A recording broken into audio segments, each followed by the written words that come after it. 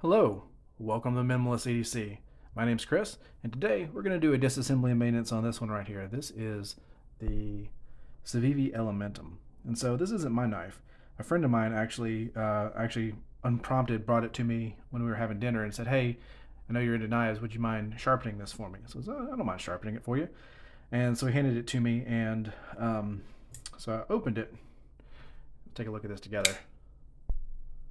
This is what I saw. So we got rust on it, we got grunge on it. It is dull. I can feel some little chippiness in there. It is ugly. So I'm gonna sharpen it for him. I'm gonna clean it up for him. But first things first, I'm gonna disassemble it and clean out the inside because I can see a little bit of gunk from what I can just tell from opening it up, and we will go from there. Uh, I'd already taken off the pocket clip. I wasn't going to film this, but if I'm working here, I might as well turn the camera on. If it's useful to someone, then so be it. I want to make sure that if someone's out there is trying to take apart one of these, that they have some sort of guide. So I've already taken the pocket clip off. That's a T6, and then the rest of an Elementum uses a T8, which is what I got here. So I'm gonna start from the clip side, and I am going to take off the scale. Which is nice about these Elementums is there's so many different scale options you can get. Like even Flytanium has titanium scales, so you can really dress these up. Oh, almost got it out. All right. And all the nice thing is all the screws are the same, so you can kind of just set them off to the side and they'll be fine by themselves. Next, I'm going to get the pivot out. It's really in there. Oh man. Not looking forward to this because I can already feel the grit that's in this pivot. So I'm gonna have to clean that. Yeah. So let's take a look at this. You see that grime that's in the pivot? I mean, that's not Loctite, that's gunk. All right, back to our operating table. So I'm gonna get the scale off, and that is something. Let me get this out and I'll show it to you. Ooh. So this is what I found under the scale. Look at all that gunk. I don't know what he was doing with this knife. It looks like motor oil maybe? I don't even know. And there's the stop pin. It's full of filth as well. The blade, get that off the pivot here. So that's what we're dealing with our blade. Look at all that gunk that's in the track of the ball. Other side, and all that gunk that's up here in the where the bearing racers go. Ugh. Okay. Yep. The bearings are, as you'd expect, pretty gross as well.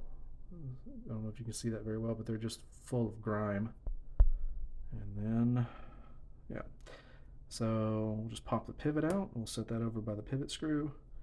And then on the back side, normally I wouldn't even bother with this because this is, the platform which I will rebuild the knife. But after seeing that, what I'll do is I'll take these two screws out, which will let these two barrel spacers fall out, and then I can see what's underneath this scale. Because if I'm going to do a job, I'm going to do it right. I'm not saying I can get this thing back to factory, but oh boy, we can do a lot better than it currently is. Right. All right, so we got our barrel spacers, we got all our body screws, and that'll just come off. This one's not nearly as bad. The show side is terrible. All right, so just even see some glitter in there. Weird. All right, don't ask questions you don't want to know the answers to, I suppose. All right, so to start our job, I'm just going to take some paper towel and your standard rubbing alcohol and wet this down. I'm gonna get a pretty good amount on that cloth because I'm going to need it. I'm gonna start with the scales. These being G10 should come clean pretty easily because I mean it's just glorified plastic, right? Okay.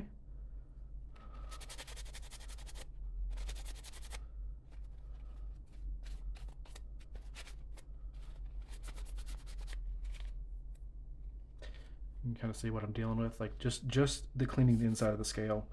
And then I guess I can't forget the pivot hole. Never forget the pivot hole. Now, if this is all helpful to you, I'd appreciate a like and subscribe. That would help me grow the channel and help other people find my content. And I'd appreciate it. Okay, these don't look too bad anymore, but we have gotten a lot of gunk out of there. Next, I'm going to start with the liners. This shouldn't, in a perfect world, this won't be too bad. May have to put a little elbow grease to get all of this out. I don't even know what substance I'm dealing with. I'm definitely washing my hands after this.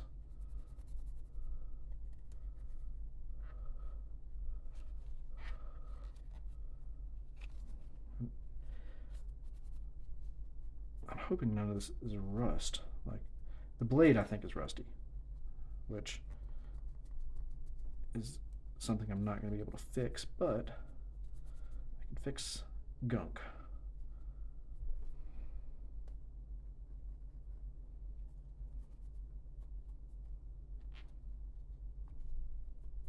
Almost got it off. Like I said, I'm not going for getting it back to factory, but I'm getting what will come off. Normally one paper towel is enough for an entire knife, but we aren't even we're only one scale in. So let's see. We're going to go to the disgusting one. To remind you what I'm dealing with here. So we hoping this comes off.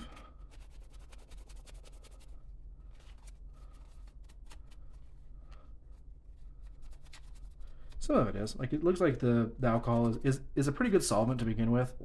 And then just rubbing on it seems to get the majority of it. And I'm using my fingernail just to kind of abrade it a little bit and get some of that grime.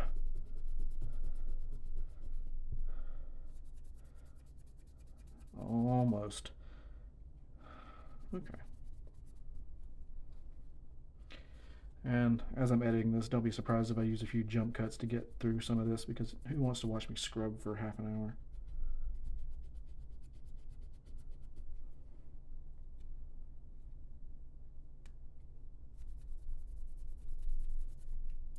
Okay. If this was my knife, I might continue to work on it for a while to get it really clean, but I've got the majority of it, and what's left doesn't seem to be coming off very easily, and I don't want to sit here for an hour. And then there.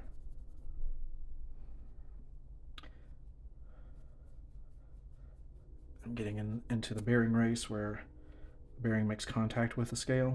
Make sure I got this one too. I didn't. So let's get in there.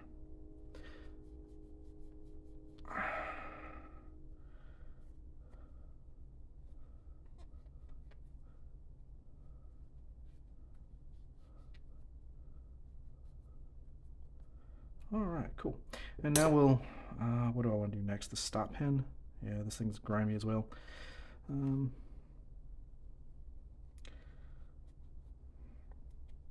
speaking of liking and subscribing, I want to thank you guys. Like, I'm close to 150 subscribers, which, quite honestly, I never thought I'd get to, because I just started this channel because I'm the only one in my friend group that cares about EDC and knives, so I don't really have anyone to talk to about it in person, and this is just an avenue for me to kind of get my thoughts out and share my hobby with the greater community. And so I figured I'd just be talking into a void for a while, but 150 of you ish have decided to hang out with me, so I appreciate that. And let's move on to the blade. Lord help me on this one. We'll start with a fresh paper towel because we'll see how much gunk comes off this guy. Yeah, look, that was just in the bearing racers alone, right? So that's going to gunk up your bearings immensely. The rest of it, like, there's some stickiness on here. I'm guessing we cut some packages or tape along with, you know, whatever we were digging in when we had this blade.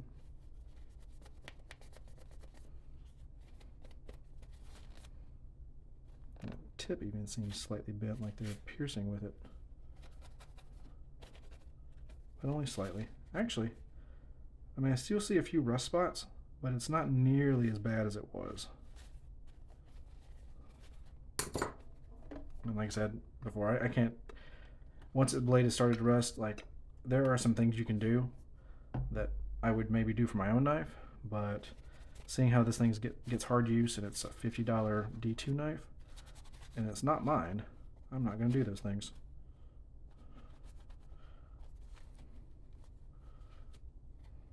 Honestly, I've never seen D2 rust like that before. I have quite a few D2 knives, but also, everyone talks about, you know, oh, that steel will rust, blah, blah, blah. Like, just take care of it. Don't put it away wet. Clean it.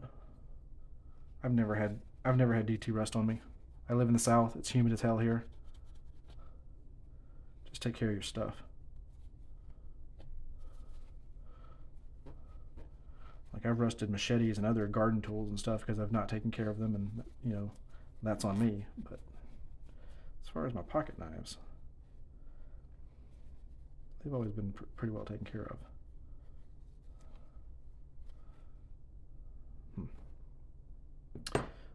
So, to get into that bearing racer a little bit better, because I can still see some gunk in there, I'm going to resort to the Q-tip method. Really get in there. Yeah, that's working a bit better. I don't know if you can see it, but like, what I'm really working on right here is this area, and this may be rust, like it's just not coming off in the blade path. And I'm thinking like some water or something got trapped in between the scale and the blade and just kind of rusted this out, because it's not coming off. And then I'm just going to get in between where the stop pin rests, get that nice and clean. This pin, close pin, and yeah, it's not wonderful, but it's the best it's going to get today. And then lastly, and probably the most scary thing, is these bearings, because they are hideously cruddy. I don't know if I'm going to get it all out. I'm a little concerned about it, honestly. I think if I were doing whatever this person was doing with this knife, I would probably resort to using a washer-based knife rather than bearing-based knife, because these bearings will just load up on all the grease, dirt, grime, and everything else you throw at them. Luckily, the bearings are moving pretty well. It's still blackened in there, so I'm wondering, like I said, I think there's some sort of oil involved in whatever this was going through that has stained this. But the bearings are moving, which is nice. They're not sticky. All right. And all I'm doing is basically taking the wet pad of the alcohol and rubbing the little bearings on top of it, so that they deposit any crud that they might have on them on the towel here. This one, I can feel a little resistance on some of these, but hopefully a little KPL will work wonders on that. So, yeah, let's take a look at this last one right here, the actual pivot pin, pivot screw.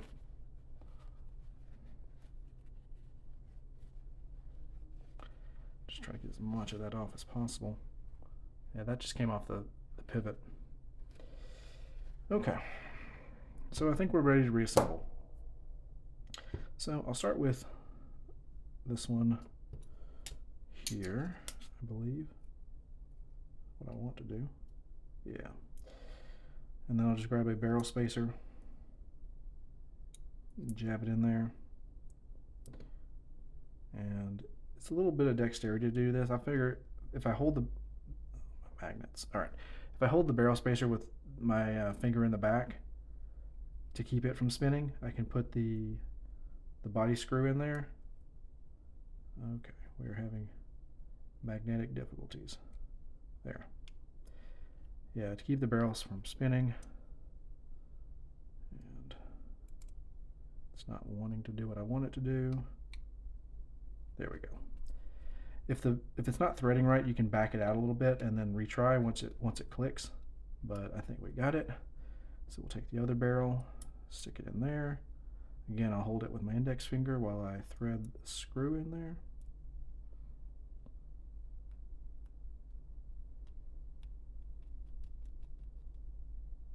Perfect. And so now that we got that assembled, we have a platform to build the rest of the knife from. And so I'm going to go ahead and put in the stop pin because that is just a helpful step right there. Next, break out the KPL. And so I'm going to put a little bit of KPL into the bearing racer here where the bearing will sit. And I'm going to put the bearing on it. And then put a little bit of KPL there. And some of you are probably screaming, what about the pivot? That's next. I probably should have done that first. It doesn't matter.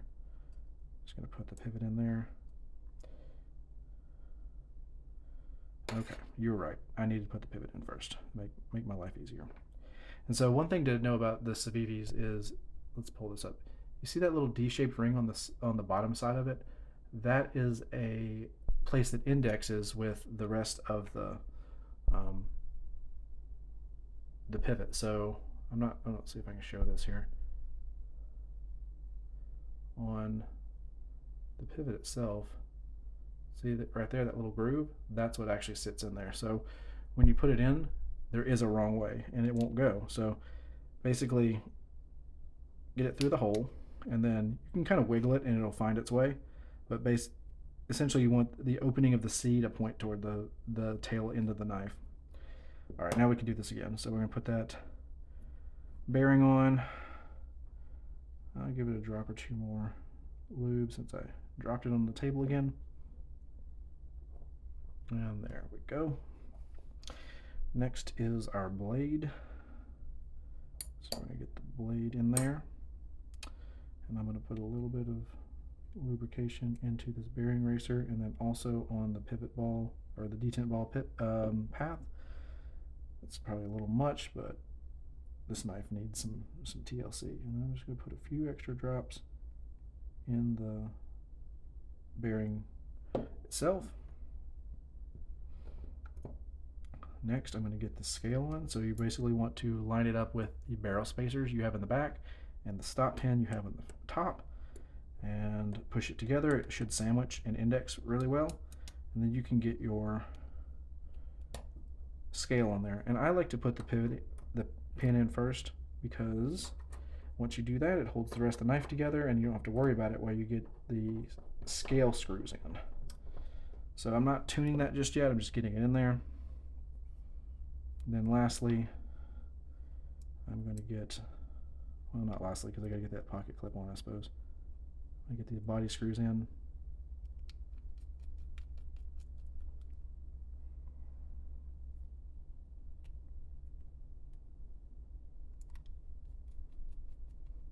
There we go. And then just give it a flick to make sure we're okay. Yeah. It's working. I'll tune it in a second, but I'm going to get it fully put back together before I do that. I get this pocket clip in. We're going to go back to our T6. And then both the little screws are kind of trapped in the gooseneck of this thing. Come on out. There we go. So get that lined up, and then that's when the magnetic head actually helps, when it can get this lined up and then just sink it down in there.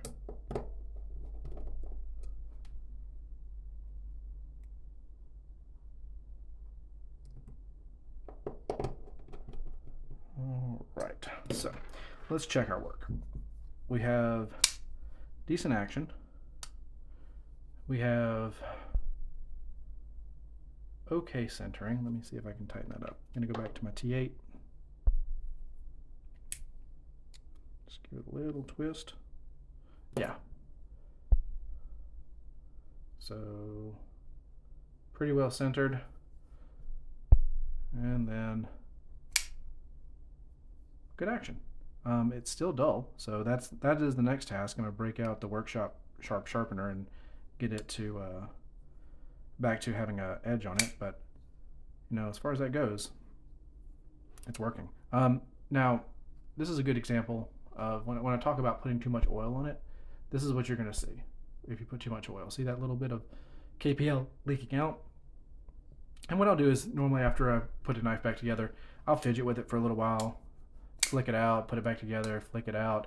Like some of that oil is gonna leak onto the blade, then clean it off. You're good. Like over oiling it doesn't hurt anything. It's just gonna add a little bit like a little bit will leak out as you fidget, and then once the excess is leaked out, you're good to go. So I don't really worry about over oiling things. I wouldn't use it for food prep within the first 5 minutes after doing this. You don't want the oil in your food, but like after you've fidgeted with it and cleaned off the excess, you're fine. All right, cool. Thanks for watching me disassemble and maintain this guy and get it back to a much more usable shape. I appreciate you liking and subscribing. Y'all have a great day.